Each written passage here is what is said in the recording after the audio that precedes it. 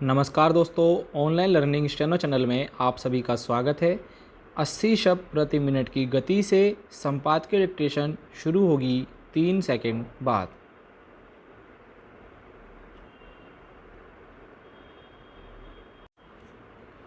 Start. Delhi के वजीराबाद इलाके में एक छात्र की हत्या को आए दिन होने वाले अपराधों के तौर पर ही देखा जाएगा, मगर यह घटना एक बार फिर इस बेहद चिंताजनक प्रवृत्ति को रेखांकित करती है कि देश में अब कम उम्र के बच्चों और किशोरों के व्यक्तित्व के विकास की दिशा किस ओर बढ़ चुकी है, और अगर इसे तुरंत नहीं थामा गया तो आने वाले वक्त में समाज का स्वरूप कैसा होगा। गौरतलब है कि वजीराबाद में रविवार की शाम को 9वीं के एक छात्र का अपहरण करके उसकी हत्या कर दी गई और उसके बाद अगले दिन उसके परिवार को फ़ोन करके 10 लाख रुपए की फिरौती मांगी गई। पुलिस ने इस मामले के आरोपी 3 किशोरों को पकड़ा। हालांकि पिछले कुछ वर्षों से गंभीर अपराधों में भी किशोरों की संलिप्तता के जैसे मामले सामने आ रहे हैं, उसमें यह घटना कोई आश्चर्य नहीं पैदा करती।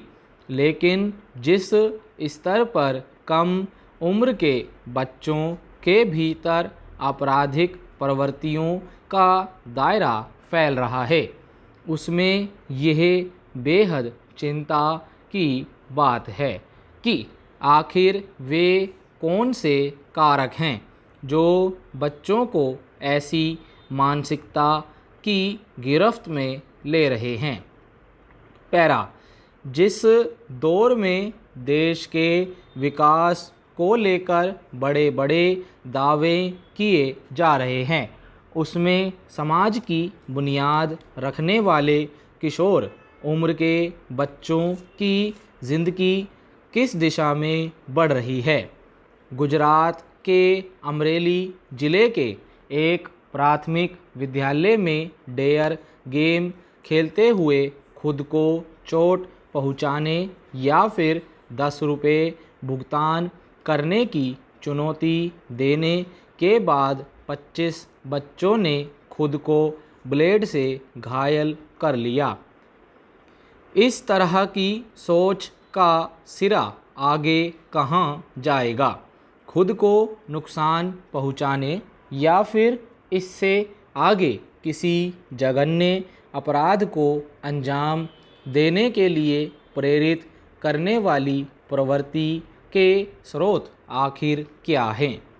कई बार ऐसा लगता है कि मौजूदा दौर में आम जनजीवन में घुल गए या फिर ज़रूरतों में शामिल हो चुके तकनीकी संसाधन बच्चों के विवेक पर भी हमला कर रहे हैं और उनके भीतर सही गलत के बारे में सोचने की प्रक्रिया बाधित हो रही है।